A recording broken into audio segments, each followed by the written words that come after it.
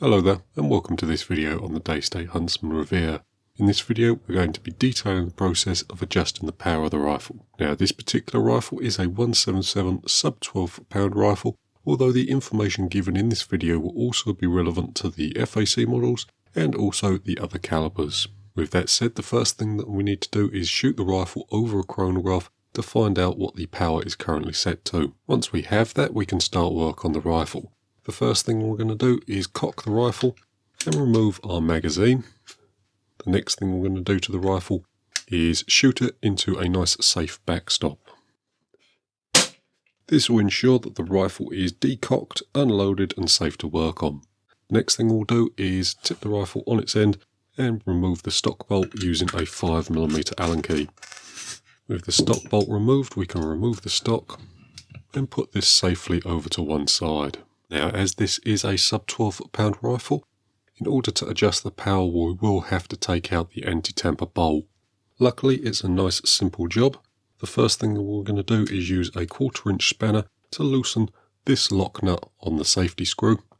Then we can use a 3/32 Allen key to remove the screw from the back here. With that done, the anti-tamper pin can be just tipped out the action like so. And then we can reinstall our safety bolt and lock nut.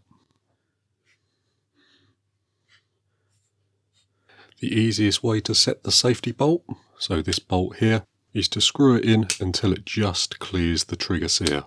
So as you can see there, that's pretty much where it needs to be. So where it needs to be, we can come through and get our lock nut tightened up using a 1/4" spanner. Then we can make sure that the safety is working as it should by cocking the rifle, pointing it in a nice safe direction, preferably into a backstop, and gently trying to pull the trigger. So we can't pull the trigger whilst the rifle is unsafe, so we know it's safe to work on. Whilst the rifle is still cocked, we're going to flip it on its end, and then using a 3mm Allen key, we're going to insert that into this hole in the back. And then if we look in this hole in the bottom of the action, we're looking for a locking screw. So it's lined up there. Hopefully the camera will pick that up. We can see the locking screw in this hole here. Once that's exposed, we can take a 2mm Allen key and loosen that locking grub screw. The next thing we need to do is decide what needs to happen with the power. If we need to increase the power, we simply need to turn our 3mm Allen key in the back here clockwise.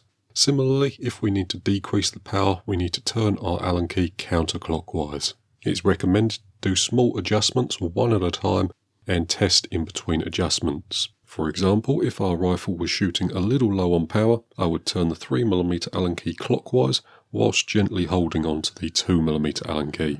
Once I'd made my adjustment, I'd use the 2mm Allen key to tighten the locking grub screw. Then we could remove both the 2mm Allen key and the 3mm Allen key from the rifle.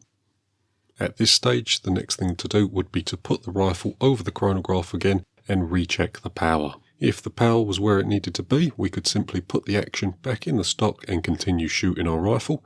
If the power was not where it needed to be, we would simply need to repeat the procedure until it was. At this stage, I do want to mention that as you adjust the power of the rifle, it is better to take a few shots over the chronograph rather than relying on just one. What I tend to do is take about 10 shots over the chronograph and then work out the average.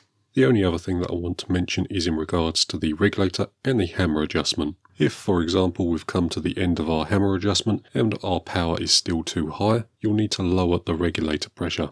And similarly, if we'd come to the end of the hammer adjustment and our power was still too low, we would need to increase the reg pressure. We're not going to be going over it in this video, however we do already have a full disassembly guide for the Huntsman Revere, and what you would need to do is degas the rifle, separate the two halves of the block, unscrew the air cylinder, remove the regulator from the end of the air cylinder, and then adjust the regulator. The regulator is a standard Humor regulator with an adjuster screw on the top. To increase reg pressure, we would need to turn the adjuster screw counterclockwise, and to decrease reg pressure, we would need to screw the adjuster screw clockwise. Once we're happy and the rifle is running at the power that we require, we can get the action put back into the stock. As this is a sub 12 foot-pound rifle, I will be putting back the anti-tamper pin in the safety. So to do that, we're just going to flick the rifle off safe, use a 1/4 inch spanner to loosen our lock nut, and then use a 3/32 Allen key to remove the safety bolt. With that removed, we can take our anti-tamper pin, drop that in that hole there, and then get that covered back over by the bolt. Again, doing that up with a 3/32 Allen key. Ideally, this safety bolt will just about clear the trigger sear. And with the safety installed, we can flip the rifle up on its edge and get the stock reinstalled. Can add our stock bolt and do that up using a 5mm Allen key. And there we have it. That's how to adjust the power on a Daystate Huntsman Revere. That's going to about do it for this video, so I hope it's been useful. Thank you for watching, and we'll see you in the next one.